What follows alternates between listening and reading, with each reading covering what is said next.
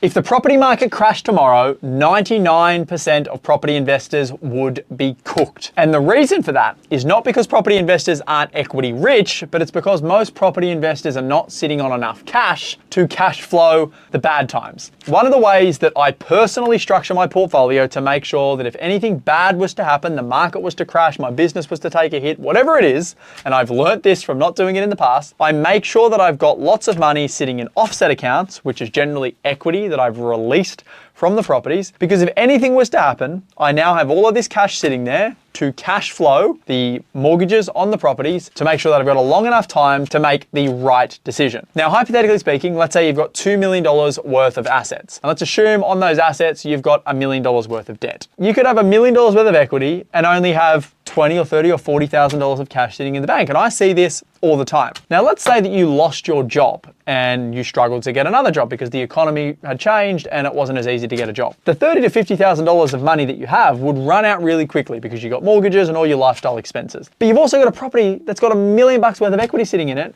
that you also can't access now because you don't have a job. Whereas if you released the $1 million worth of equity and put that in an offset account, and then you went back to the same scenario and you then lost your job, you now have $1 million worth of cash sitting there that you can slowly draw down on to fund your lifestyle, to pay for the mortgages, and to essentially give you time to make a decision so you're not then forced to go and sell that asset. And you can actually go and find another job and get your cash flow back in check. If you're a property investor and you've got a lot of equity sitting in properties, even if you don't want to go buy more real estate, I believe that you should release the equity, and it's exactly what I do. You should have it sitting in an offset account, and that should be your rainy day money. When you need that money, you're generally not in the best position and the bank won't give you that money. So when you don't need the money is when you should get it to prepare for bad times, because bad times will eventually come, and the ones that are set up best before they come are the ones that will get through them the easiest.